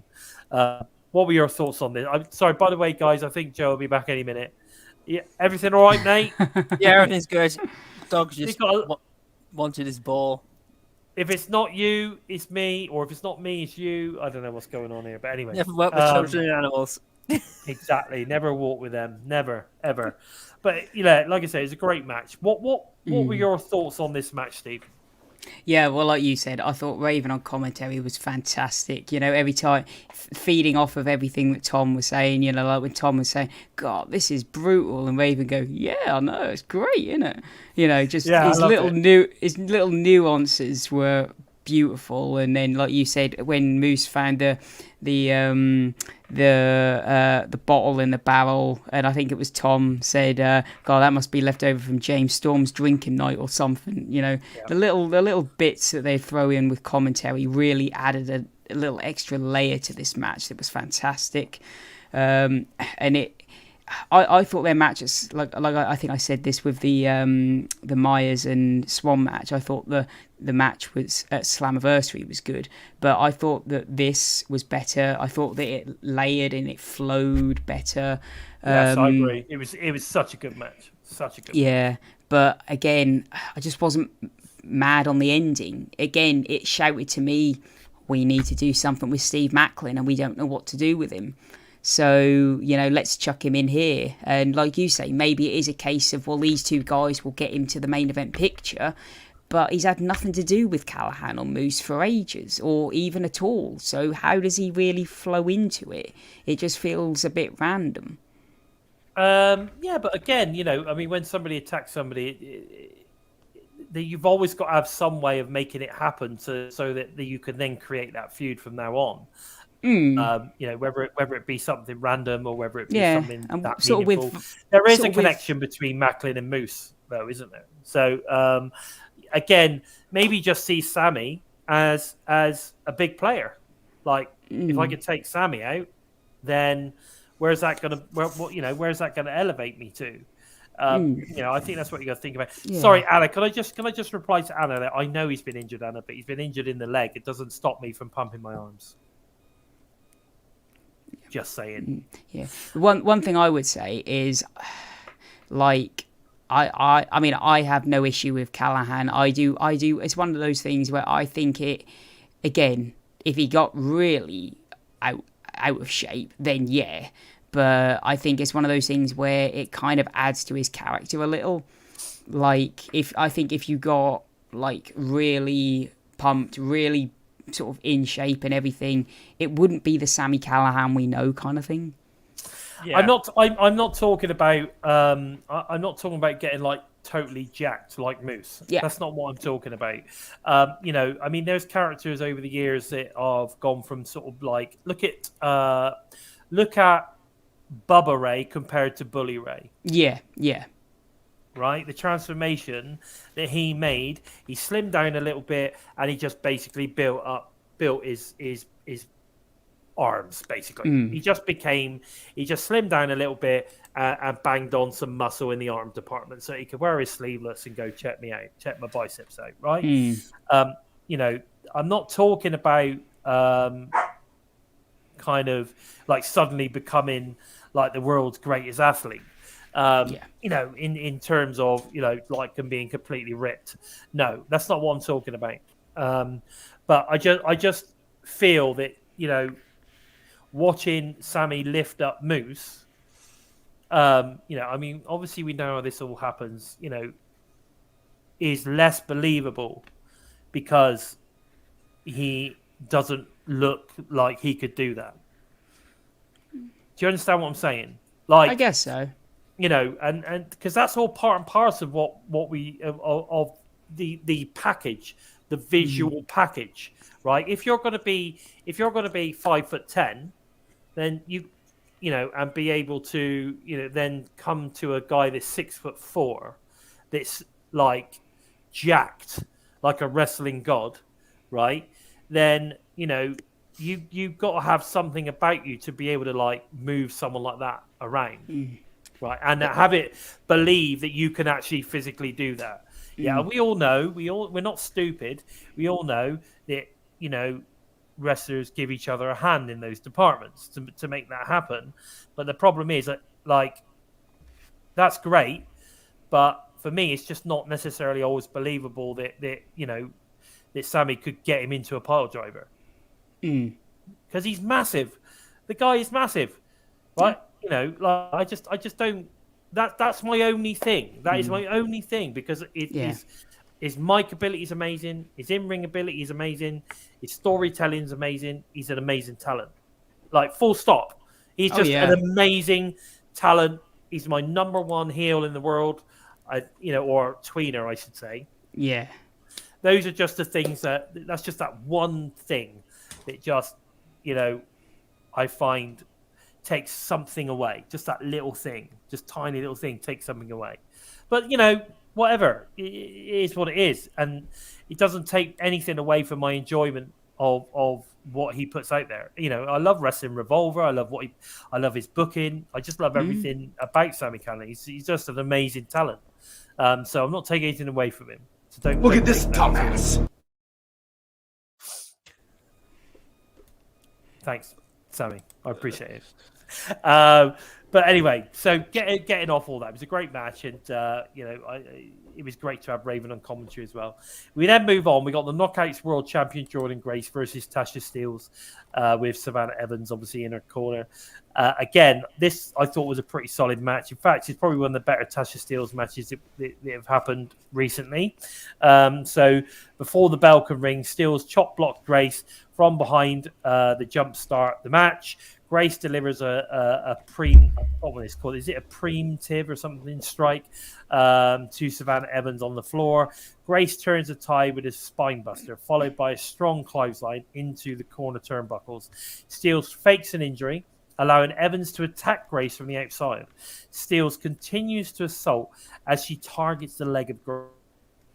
Moments later, Grace almost puts her away with a torture rack powerbomb. That was cool.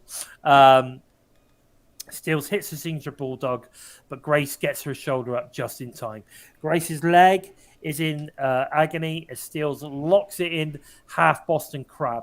Grace hits the muscle buster, but Evans distracts the referee. Steelz comes back with a cutter for a very close near fall.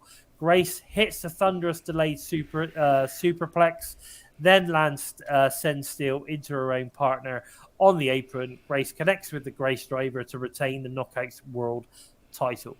Now, I have to say, this, for me, is probably the best Steelz match we've had for a while. But Jordan Grace is so damn good.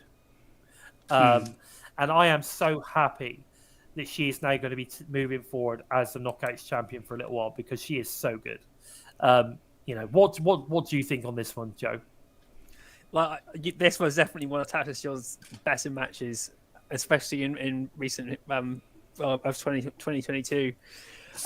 Jordan Grace is so much like I say about her, and go on for hours and probably forget what I'm saying halfway through, then go on for hours more. She is absolutely incredible. And like you, I'm so glad she's got the title back now, because she's been building up since Summerversary, the whole frustration she's had about when she would become the most champion. The bloody pandemic hit, and then she just seemed to disappear off the radar for the Knockouts title for a long time. And she's busted her ass to try and get back into the Knockouts title picture for a long time, and then use that also to really build up where she's going with her next run. Yeah, and the first thing she did after she won the title was go out there and say, if you want to beat me, you got to beat the hardest working wrestler in the entire roster, and that's not going to happen. And that was a really, really bold and really, really accurate statement, in my opinion. And I'm just looking forward to seeing what Jordan Grace can do next.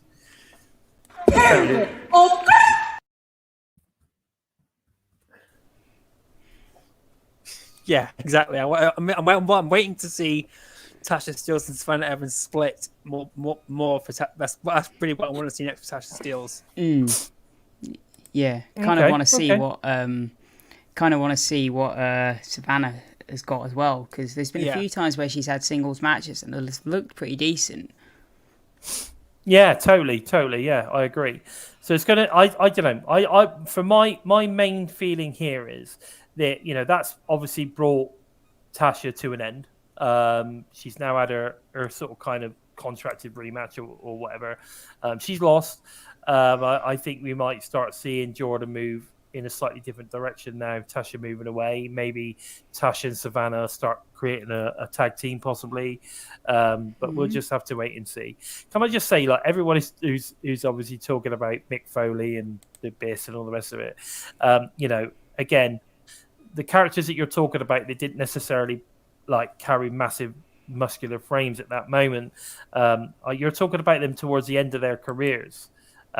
When they were in their prime of their careers, they were quite jacked. So go and check out photographs of when they were a little bit younger, and then come back to me. Impact World Champion Josh Alexander versus Joe Doring. Impact World Championships. Alexander basically avoids Doring crossbody, then hits one of his own on the apron. After several minutes of domination from Doring, Alexander delivers a knee to the back of his neck to create separation. Alexander rebounds him off the ropes to hit an assisted German suplex. Alexander gets the big man up for the Northern Light suplex. Alexander locks in the ankle lock, but Doring breaks free and takes Champ off his feet with a clothesline. There was some hard-hitting stuff here. Alexander hits a thunderous suplex, but Diener gets up on the apron, preventing him from hitting the follow-up C4 spike. Doring swats Alexander out of midair, then hits the elbow drop for 2. Alexander connects with the trio of German suplexes. Doring erases him with a running crossbody, but it's not enough to keep Alexander down. Alexander locks in another ankle lock with an additional grapevine on the leg. Doring hits the incredible strength to display as he stands up to break the hold. Alexander connects with the C4 spike to retain the Impact World title and hand Doring his first pinfall loss in Impact Wrestling since he arrived. And then, of course, basically Josh Alexander celebrates, which then brings this monumental victory and against all odds goes off air. It was... it was a great match. It was hard hitting. It was a very different match to what we've seen previously on the card. Again, I think this is one of those things that sets Impact apart from a lot of other promotions at times. Is that we're getting luchador matches. Yeah, we're getting tag team matches. We're getting multi-man matches. We're getting hard hitting strong matches. Well, they pretty much offer everything. Well, you've had like a taste of AAA, and then this was a bit like a New Japan match. Yeah, exactly that. So we're getting sort of kind of like, yeah, you're right. We're getting kind of like AAA style match. We're getting American kind of wrestling style matches, and we're then getting like strong style Japanese style matches. We're getting pretty much everything. It's almost like Impact is like the variety show of wrestling. If there's nothing, if you watch Impact Wrestling, there's no one that could tell me there's not something that you don't like about it. Or there isn't a match that doesn't. And it does it without shouting about it. It just puts the matches on. Exactly. Which, obviously we say that they need to shout about it to get it advertised, but it does it without blowing its own horn. Exactly. Yeah. As a fan, as a fan, we're lucky enough that we know all about it and we get to see all this great shit. So, that's the thing. We need to, we'll just need other people to get into that as well, really. Violet's right. It was a slobber knocker. It was a classic slobber knocker. I never felt like Joe would win. I was a bit confused on the finish personally, but Josh now and commentary did great by saying that it wasn't just in Impact that he hadn't been pinned or submitted.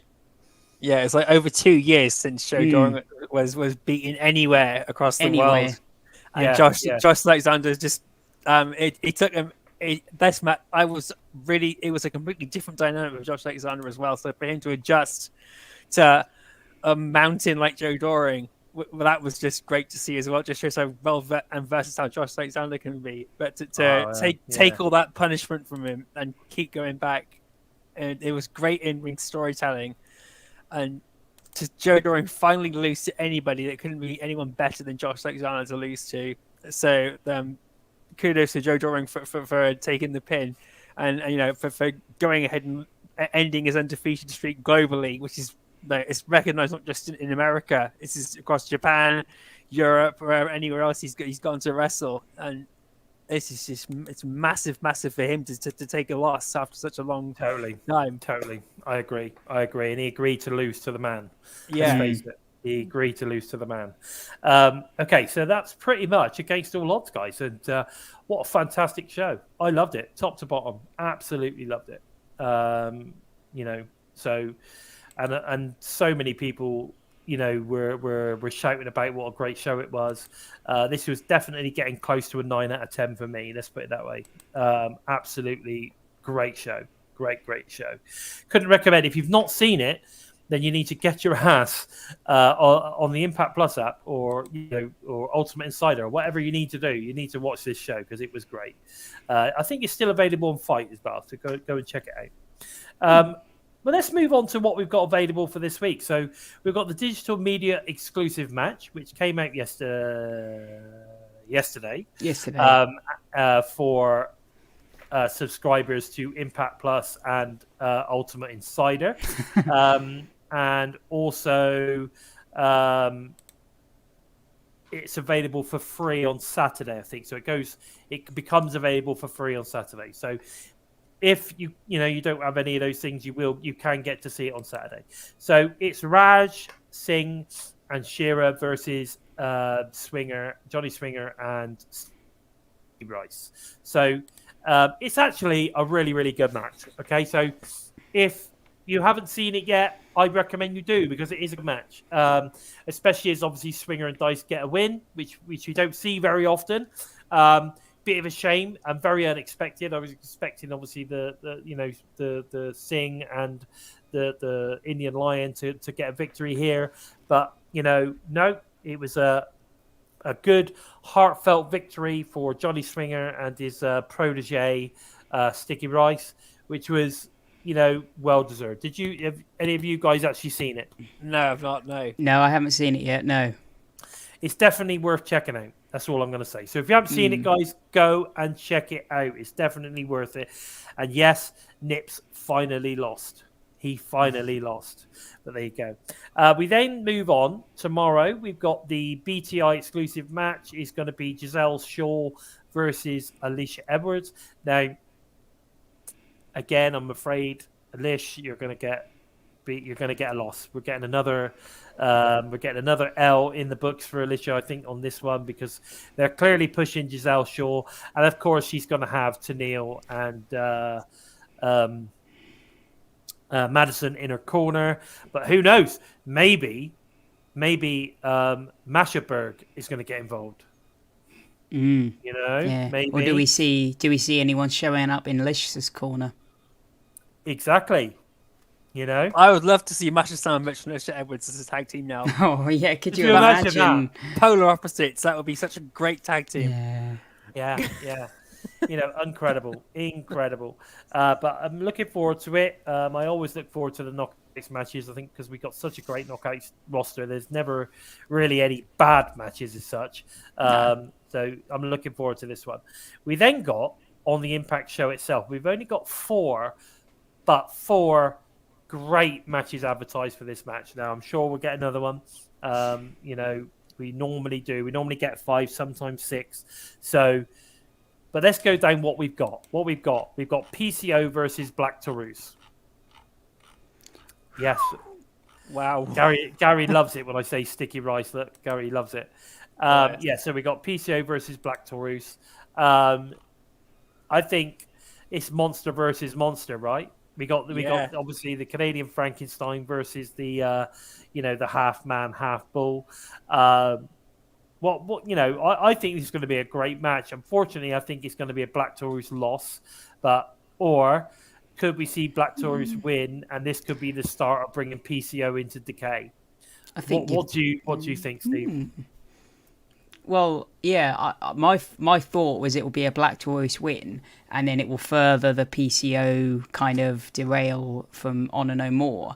But I didn't think it would be a PCO into Decay. Okay. Which now you've said that, that's a very interesting take, because originally I was just thinking, well, it will be a Vincent and PCO going off on their own, but it could be very interesting if you have Vincent and PCO in Decay. Yeah, no, I agree. I mean, Vincent and PCO would probably make good additions because they're crazy. They would. You got PCO is basically not human anyway, so that makes sense. And then of course, Vincent, who is just, he's crazy, man. Do you dig it? He's crazy. So you just never know, do you? No. So I think it's going to be great. I think it's going to be great, and I know Joe's looking forward to this one because he just knows that you got two beasts. It's going to be a great match. So that's going to be good. We then have the match which has been like creating the storm. We've got X Division title match: Mike Bailey versus Alan V. Angels, former Dark Order member. Again, it's been taken in net by storm. Lots of people are like, "Oh, I'm going to have to start watching Impact now." Is Alan signed or is this a one-off? I'm hoping that this is going to be, the start of a beautiful friendship between Alan Angels and Impact, but we'll have to wait and see. But it's a title match, so we've got a title on the line, and should be good. What are your thoughts on this one, Joe? I'm looking forward to this one. The internet's going bloody mad about it, and it's not even aired yet or even been filmed as far as I know. So this is going to be fantastic. The name does sound familiar. I forgot he was in the Dark Order, but he does sound very familiar. But Mike Bailey, if that match against Trey Miguel is anything to go by, then I'm looking forward to seeing what Mike Bailey can do against anybody else. He's been amazing since he's come to just Impact anyone, and he's just been he's been one of the best superstars of 2022, and I'm just so glad Impact Wrestling has him in their roster. Yeah, so am I. He's fantastic. I mean, we know that I can WWE turn it on anytime, Pat. Come on, no problem. We know that WWE had a lot of interest in him as well, like several years ago before he had his issues with his visa. But I think it's going to be, incredible. I think it's going to be incredible. We then move on, talking about luchadors and talking about them getting a little bit more TV time. We've then got Laredo Kid versus Trey Miguel. Now, come on, Steve. This has got classic written all over it, right? Oh yeah. I mean, we were saying about how good Mike Bailey and Trey Miguel was. Laredo Kid is on the level of those two as it is. We were saying about how much we wanted to push for Laredo Kid. So, and to be honest, if we're talking about how this slight heel turn for Trey Miguel could come, a win for Laredo Kid could be both good for both parties, couldn't it? I agree. Totally. a push for Laredo Kid and a heel turn for Trey Miguel. So that's. But yeah, we want to see Trey Miguel go full Venom, right? Yeah. Oh, yeah. Yeah, That's but I mean, what we if we've got new viewers turning in to see Mike Bailey versus, I think it's Alan Angels, is it? And then they see Laredo Kid versus Trey Miguel as an extra, you're not going to complain, are you? You're in for a fucking treat. Yeah. And then not only that, you then get Diana Perazzo versus Mia Yim. Yeah. Like, come on, this is good stuff. It's good stuff, isn't it, Joe? This is good stuff. This is going to be amazing.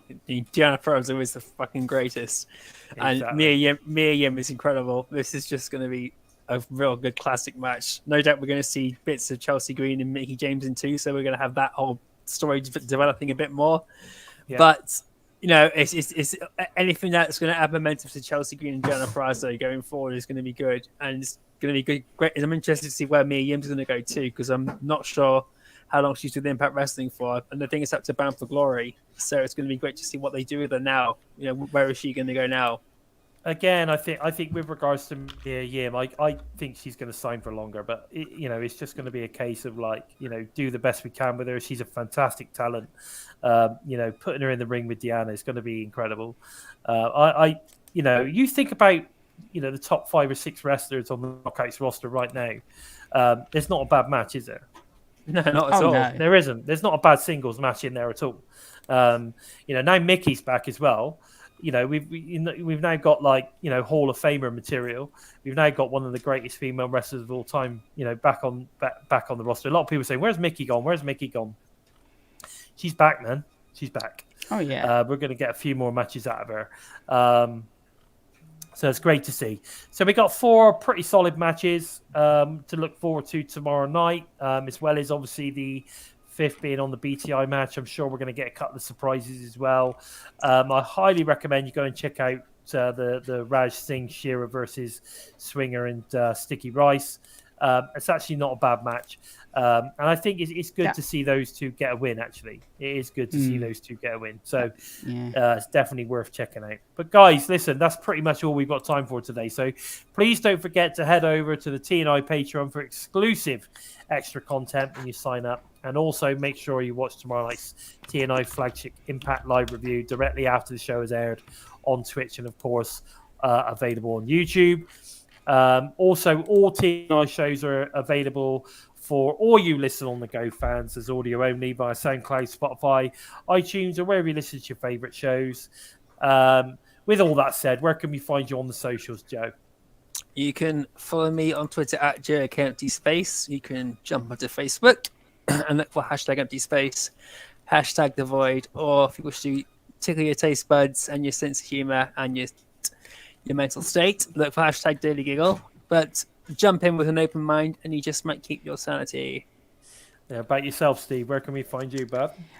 You can find me over on Twitter at SimplySteve311, or you can find me over at WrestleBuddy under the Impact Wrestling banner for any of my articles, both of which I'm a little bit scarce right now. However, I'm trying to get back to both of them, so give me a follow on Twitter or look me up on WrestleBuddy, and hopefully I will get back to them. You've got a lot going on at the moment, buddy. We totally understand. But I do recommend, I definitely recommend getting over and checking out any of the articles that either Joe or Steve have written over on WrestleBuddy. They are pretty good. And I look forward to when he's got the time to put some other ones out. It's nice to see the Rev actually in the chat earlier. So he's involved with WrestleBuddy. So make sure you go and check that out. Yeah, now, guys, if you're interested in following the Bison, you'll find me on Twitter at LordBison45. I do appreciate the follow. And generally, if you follow me, I'll follow you back. So give us a follow. Help me reach 1,800. I'm getting there. And I tell you, I'll be very, very pissed off at you if you don't follow me. No, I'm joking. So it's a great... Great, make sure you do that. Now, guys, please take the time to help us out by moving up the rankings on YouTube by giving us a thumbs up. And if you're new to us, you like what you hear or you like what you see, then don't forget to click on the old subscribe button. Don't forget to give that bell a little tickle, a squeeze, or even a smash to never miss any of the great content coming out from the TNI UK and, of course, US teams each and every week. Lots of great stuff on there. Definitely worth doing. And guys, listen, the other thing as well, share the shows. Make sure everybody gets to see us, gets to hear us. Just get it out there, share it, like it, let everybody know how great we are. Remember, the more follows, the more people we get involved, the more people that get to see us, the more content we're able to put out. So it's definitely worth sharing, letting people know about us, and of course, letting them know about Impact. That's the important thing, because that's what we do here. We try and we just promote and we talk about how great Impact is, and we also talk about how great it isn't at times as well.